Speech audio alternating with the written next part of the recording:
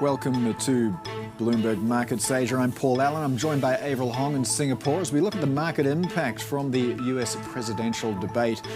Vice President Kamala Harris and former President Donald Trump wrapping up what's so far expected to be their only face-to-face debate ahead of the election. That might change, though. The two did spar on a number of topics, including economic policy and tensions with China. We've had a terrible economy because inflation which is really known as a country buster. It breaks up countries. We have inflation like very few people have ever seen before, probably the worst in our nation's history. We were at 21%, but that's being generous because many things are 50, 60, 70, and 80% higher than they were just a few years ago. Let's talk about what Donald Trump left us. Donald Trump left us the worst unemployment since the Great Depression. Donald Trump left us the worst public health epidemic in a century. Donald Trump left us the worst attack on our democracy since the Civil War. And what we have done is clean up Donald Trump's mess.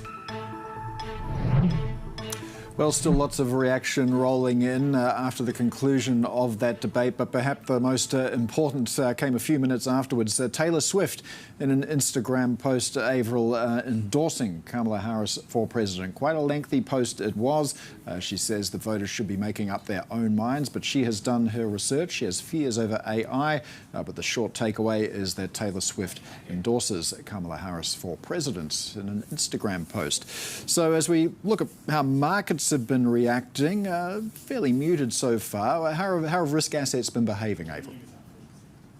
Well, it's looking pretty mixed, Paul. Let's take a closer look at the initial market reaction. I mean, we were watching this debate so closely for clues on trade, on taxes, immigration policy.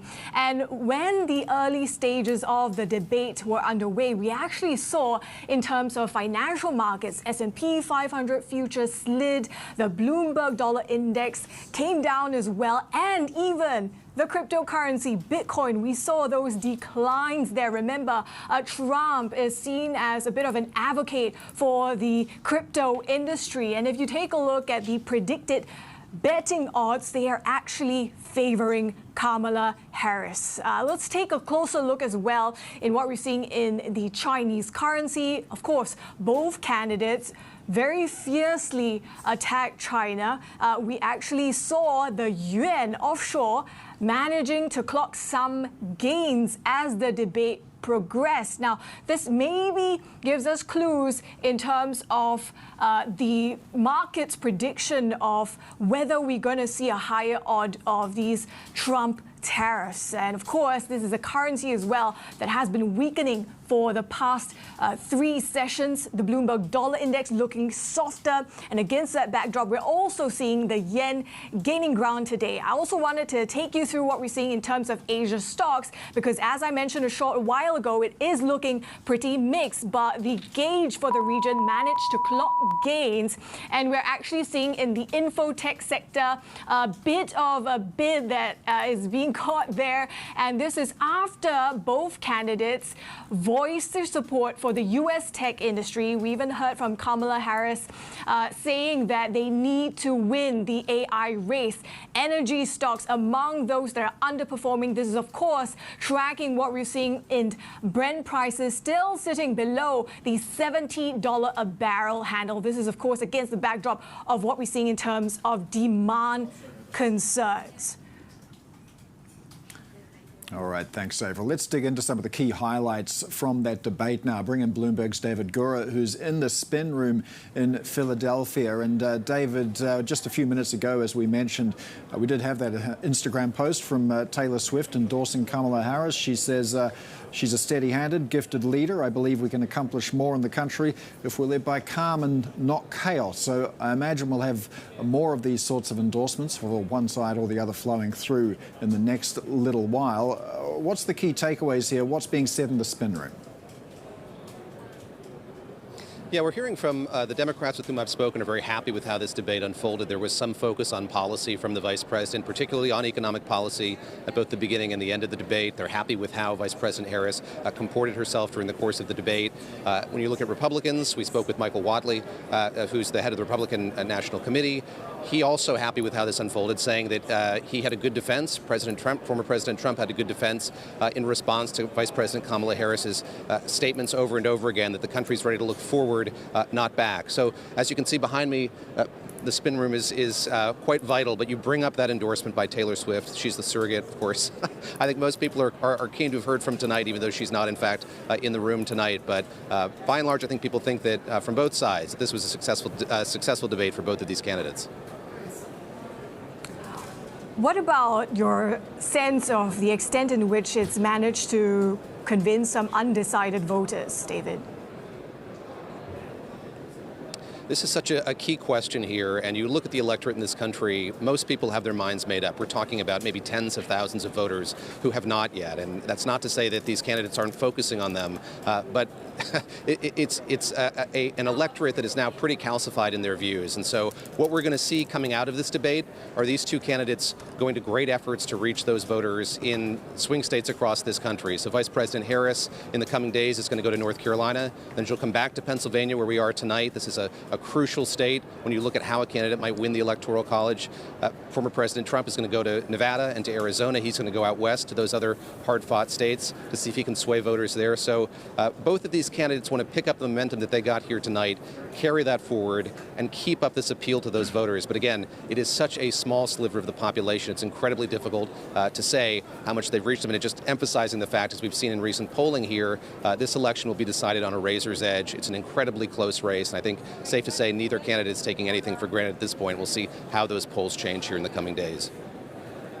All about keeping the momentum going. Thank you so much for the reporting, David Gura in the debate spin room in Philadelphia. Now, let's get more on the markets with Alexandra Drabowicz, Group CIO of Indosuez Wealth Management, which handles about $200 billion in client assets.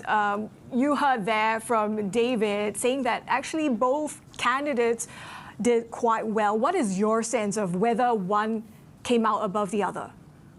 I would say for me, I see two takeaways from this debate, which was very interesting, not as exciting I thought as it would be. I think number one is one seemed to be a little bit more the defensive.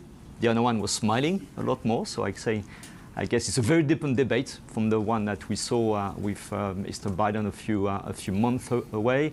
I think the key going forward is to have a better view about the opinion polls, particularly in swing states, because we know this is where the race is going to be critical. Announcement like Taylor Swift today is important because, as you rightly said, we will see whether this momentum keeps going on the side of Harris. But I think the conclusion for me is that the presidential race is wide open today. Far too early to make any strong prediction at this stage. Market reaction has been pretty muted. Let's see what the poll says in the next few days. And as we know in US politics, a lot can change very quickly or swiftly, to use the word of the day. But when you look at in terms of how potentially we could see a very closely fought election, maybe an even contested one, how do you hedge against that? I think it's impossible to hedge. There are things we know, there are things we don't know. I think what matters actually for financial markets today is, first of all, the implications from the fiscal deficit, because we know that the US is already running an enormous amount of debt, 35 trillion debt in the US, 1 trillion of extra debt every 100 days. So whoever is coming out of the race tonight will have to manage something around 40 trillion debt next year. The CBOE has a projection that under the Republicans, the deficit could go as much as 135%. And this will have significant impact on the Treasury market because you will have to fund the Treasury market at a time where bond yields are extremely low. So it means that for bond investors, they'll be watching a lot the debate about the fiscal side. It's also about how the government spending will eventually be spent, on which areas of the economy either Harris or Trump will spend the economy. This will have impact on sectors. I think the Republicans certainly will, thanks to deregulation and how they want to spend money, will be much more focused towards energy sectors or financials. And we know for the Democrats, it would favor probably healthcare, green technology, for example. And finally, beyond the debate of the fiscal deficit and how the government spending is about tariffs. Because we know that tariffs, first of all, that creates uncertainties. People don't have the visibility what can happen. Both candidates seems to go in front of China, and they have here probably some resemblance on how they approach the topic. But bear in mind that tariffs, they are not good for growth, and they are not good for inflation. Right? So that means from the US perspective, the more tariffs we have, it also means that the dollar can be a bit stronger inflation, and potentially, of course, that might prevent the Fed from cutting rates down the road. Alexandra, I'd like to dig into that point a little bit more. How realistic do you think it is that we could see a resurgence of inflation in 2025, regardless of which candidate eventually wins in November?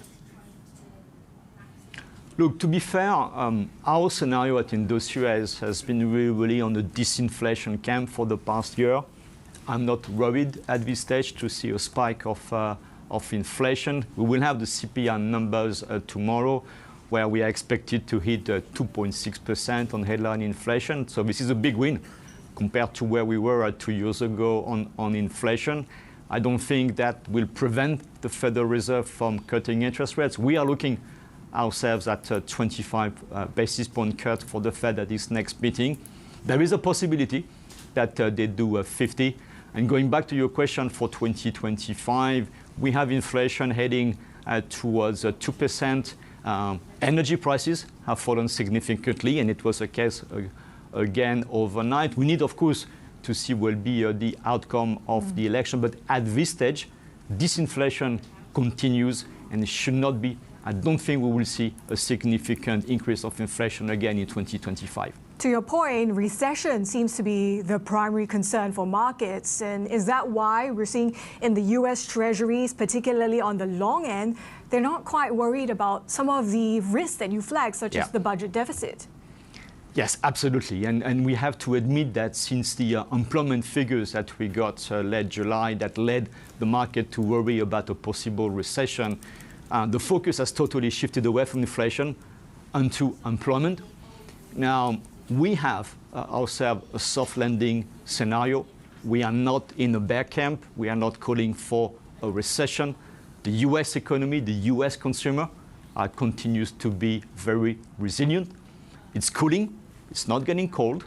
Yes, there are less hirings that are taking place at the moment in the US, but at the same time, we don't see more firings. So I don't see any reason to be pessimistic or to panic. But you're right. When you look at how the curve is trading today, there's a long end for bonds, but also when we look at expectations of the Fed fund rates for middle of 2025 or end of 2025, there are 10 cuts being priced in the markets. That seems to us far too optimistic for the market, far too pessimistic in economic terms. I'd just like to get your views on the investment approach to China as well. We've got the CSI 300 hovering near 5-year lows at the moment.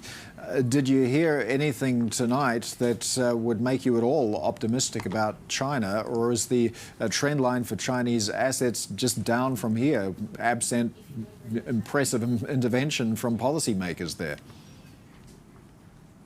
Look, I don't think the debate today is changing anything about the story in China. I think first and foremost, the issue in China is a domestic issue. And looking at the latest numbers, when we look at CPI this week, we continue to see deflation. When we look at the latest economic activity, it's still very, very weak. Yes, maybe the BPOC can cut a little bit of interest rate, but we know there are profound issues of the domestic economy that's going through a long-term restructuring.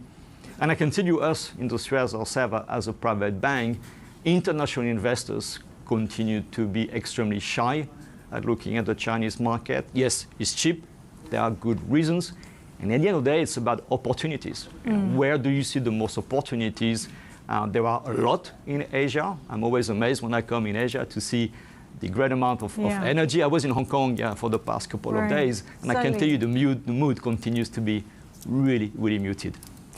Looking outside of China for opportunities, especially given these geopolitical risks. Alexandra, great to have you in the studio with us. Thank you so much for sharing your insights. Alexandra Drabowicz of Indo-Swiss Wealth Management. Thank you very much.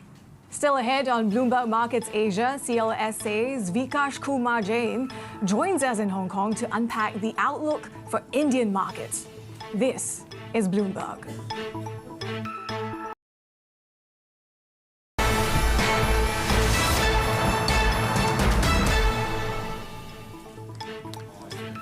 Let's take a look at how US futures are trading, pushing lower at the moment. Russell 2000 futures particularly soft. That first presidential debate between Kamala Harris and Donald Trump now out of the way, and we are seeing most risk assets lower. Stronger yen as well, 141.57 at the moment. We saw Bitcoin soften as well, but there you see S&P E-minis off by about 0.5%. Elsewhere around the Asia Pacific, we've got a bit of weakness in the Hang Seng Index, off by about 1.5%. Strong yuan as well, as perhaps this risk of tariffs seems to lessen somewhat. We do have plenty more to come. This is Bloomberg.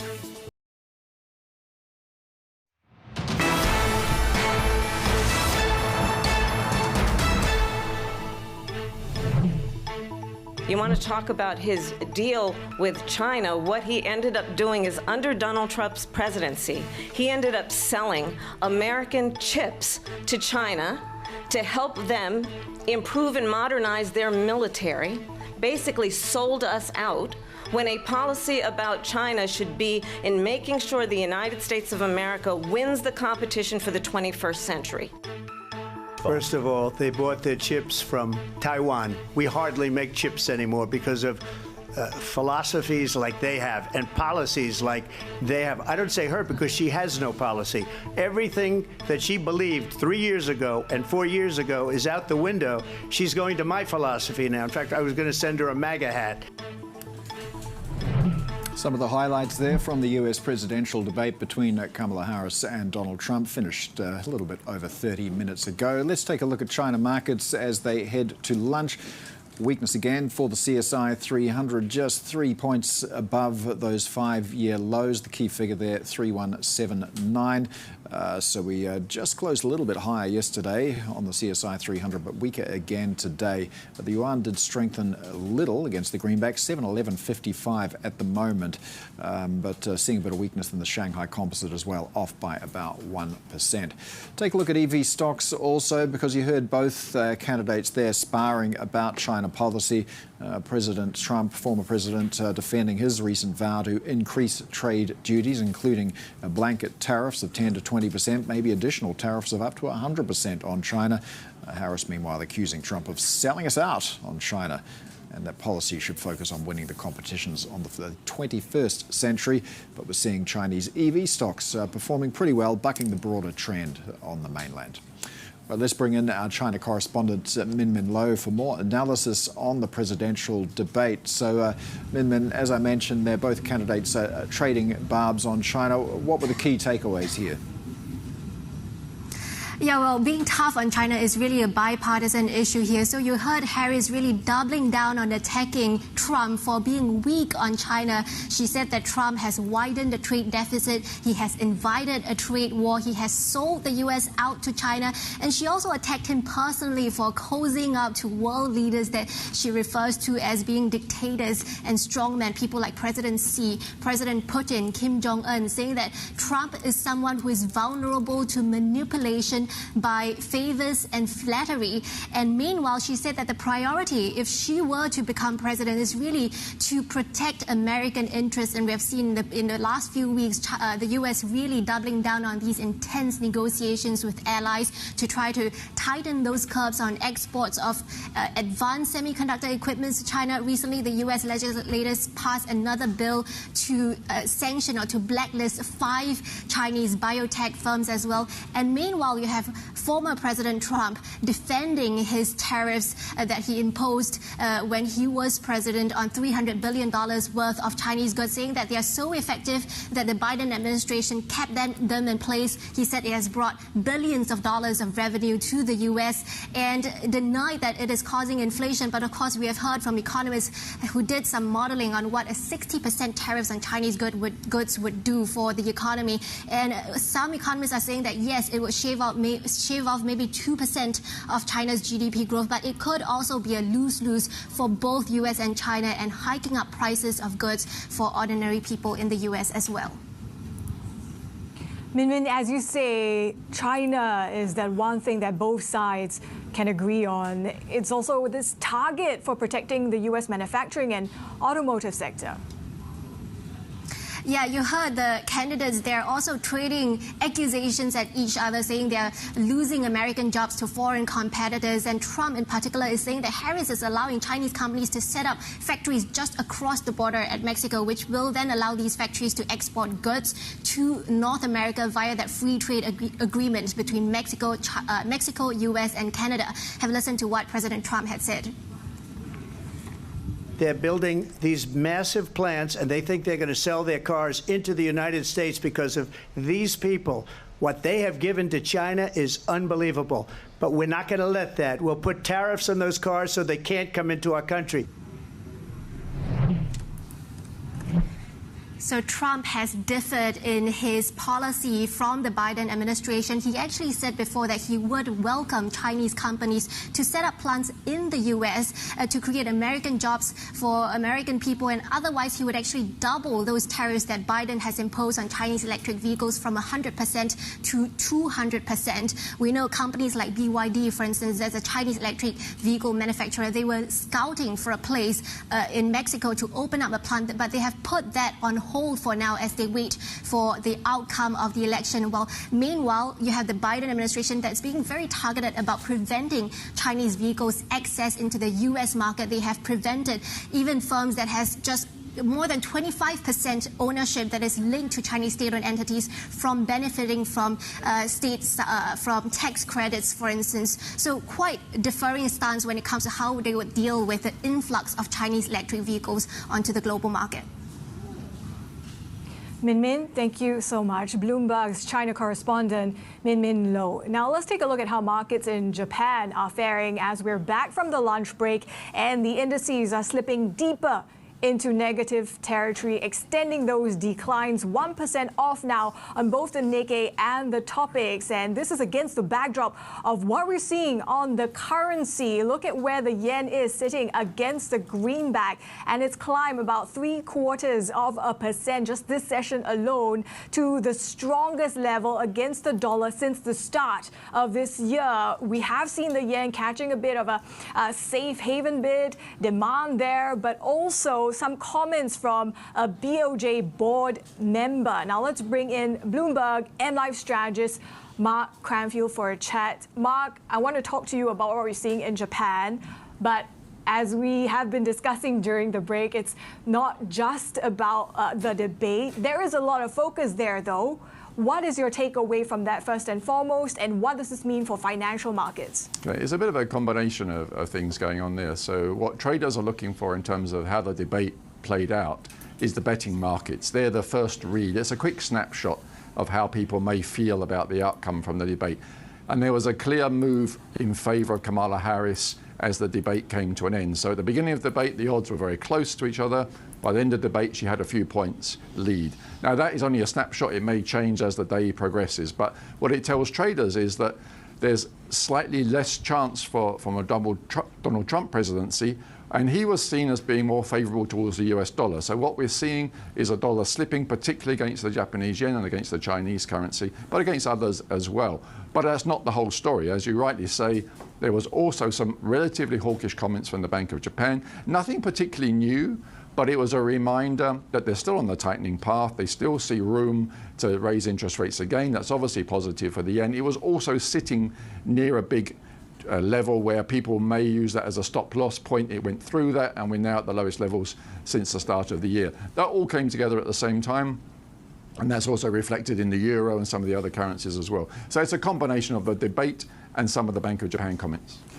When you look at the tariff risk, do you think the debate has shifted those odds for China? Slightly.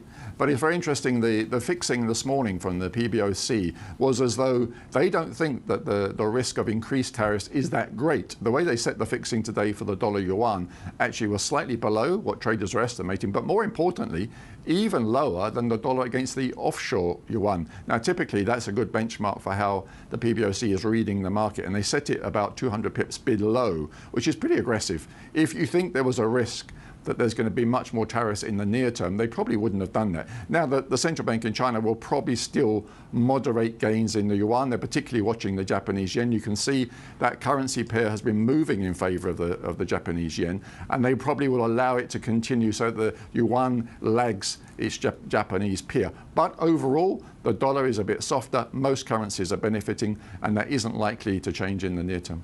We have the US CPI print due as well, and most think that it's going to come near the Fed's target. There are even downside risks to the reading, and you think about how Brent is trading. Do you think the Federal Reserve is going to seize the chance to open the door to bigger rate cuts? Well, Bloomberg is running a story that there are traders looking for 2 50 basis points cuts coming up in the near term. We haven't even had one yet. Clearly, it's going to be on the table. They obviously have to discuss it, whether it's 25 or 50 basis points. They might not be that influenced by one CPI print. They've been seeing the numbers steadily move in their favor anyway. They've also had the PCE data, which was going in the right direction as well. So they probably know enough on the inflation story. The biggest issue for them and how they convince the markets is this soft landing still achievable? Is the Fed going to do enough to get that in place? From what we've heard from Fed speakers, they've been trying to convince investors they still think that is the case. After their debate at the Federal Reserve meeting, will they still think so? If they don't, if they are starting to feel that they are too far behind the curve, they will go with a bigger number. If not, it will just be 25 basis points. Mark, can I get your thoughts as well? I mean, we've had extensive conversations about this, whether Japanese equities can adjust to the yen strength. I think there was a piece going out that we could quite easily see it break 140. What are you looking at in terms of that adjustment? Yeah, that's the kind of territory where a lot of Japanese companies will have to rethink a bit. So if we go back to, typically, they will put their forecasts in after the end of the previous financial year, which means in Japanese terms somewhere around May, June.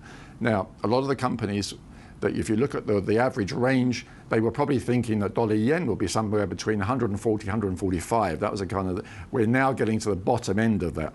Now, if they start to think that we're going to go, say, between 130 and 140, that's an adjustment for a lot of companies in Japan. And that's probably part of the weakness you're seeing in Japanese equities, as companies rethink that for the next 6 months or so, they might not be getting such a favorable yen rate in terms of their exports. So they may have to adjust their profit figures on that basis, how they see the market going. We haven't got there yet, but clearly the speed of dollar yen decline has been pretty dramatic in the past few weeks, and it is unnerving some of the companies there. That's playing into the market at the moment. Recalibration underway. Mark, always fantastic to chat with you. Thank you so much. Bloomberg MLive strategist Mark Cranfield. Paul? Still to come, the annual CITIC CLSA Investors Forum is underway in Hong Kong, and we'll be joined by their Deputy Head of India Research, Vikash Kumar Jain, to discuss what's driving sustainable economic growth in India. This is Bloomberg. Able to digest near-term pains around maybe interest rate cuts, we could get into that cycle, but over a slightly longer-term perspective, the bottom-up and the valuations look pretty attractive over there. All right, Vikash Kumar Jain, India strategist at CLSA. Thanks so much for joining us. Let's take a look at how those Indian markets are doing. It's a fairly muted day at the moment, just a couple of minutes into trade so far. Vikash did mention India banks. Well, we do have the Nifty Bank Index off by about 1/3 of 1% right now, but Vikash Kumar Jain staying there. It's a good medium-term play. The rupee still hovering around record lows. Plenty more to come. This is Bloomberg.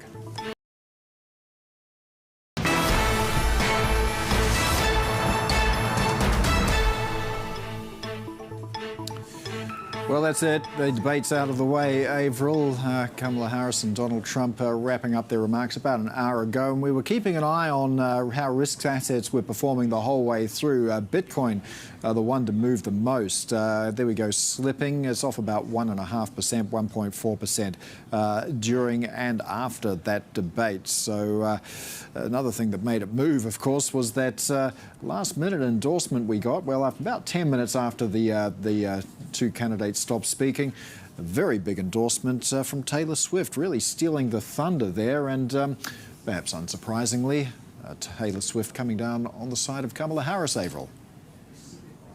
Yeah, swift endorsement from the U.S. megastar. Indeed, we heard her saying that she fights Kamala Harris for the rights and causes. She believes they need a warrior to champion them. And of course, this is coming against the backdrop of that pull towards the younger as well as the female voters. So you really wonder the extent in which this endorsement is going to go and support, bolster Kamala Harris's odds in this race. We also heard how Taylor Swift called herself a childless cat lady. This is, of course, a term that was used by Trump's running mate, J.D. Vance, to disparage women without children. Swift, of course, making that very endorsement in her Instagram post. Paul? Yeah, and pictured there holding a cat and, yes, pet-eating migrants among the many extraordinary claims that were aired tonight. Let's take a look at how global markets are moving. Bit of a risk-off tone around the region following that debate. That is it from Bloomberg Markets Asia. Horizons Middle East and Africa up next.